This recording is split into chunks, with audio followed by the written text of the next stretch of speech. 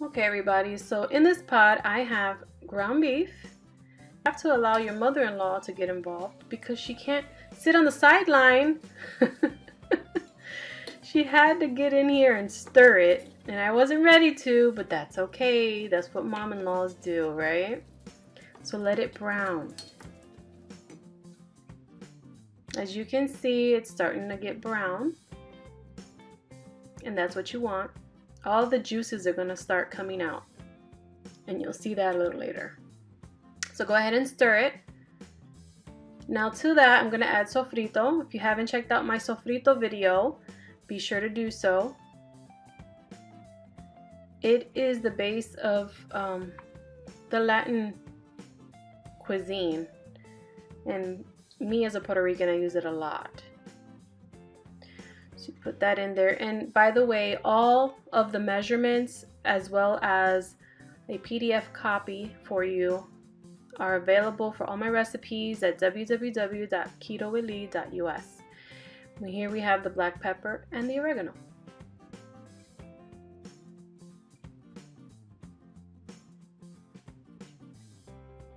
To do that, and then give it a good stir.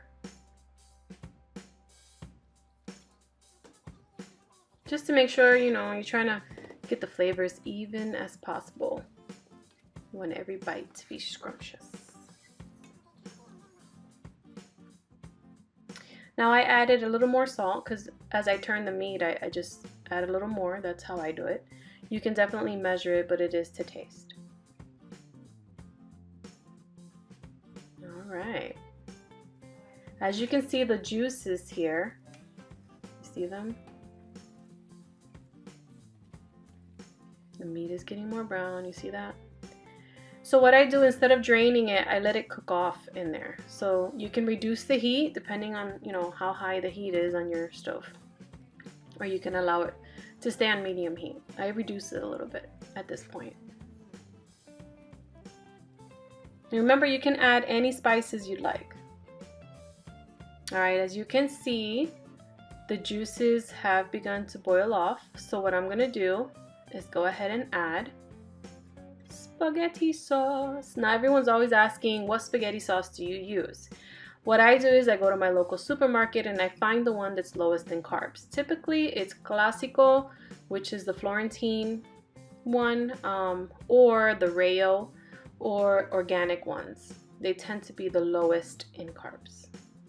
If you make it yourself, then hey, go for it. And here is a can of crushed tomatoes, organic as well.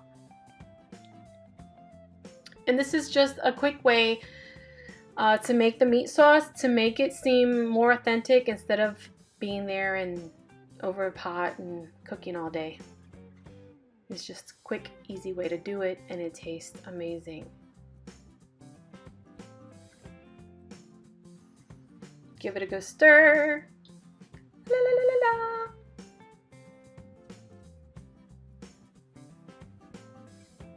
Looks good, doesn't it? It smells amazing. Now you can let it simmer for 15 minutes or longer, completely up to you. But at this point, it's good to go. Come on, focus. There we go. Come on. It's not focusing, sorry. And look at that. Very thick sauce. If you like it more saucy, go ahead and add more sauce. Or reduce the amount of meat you have. But that's how we like it.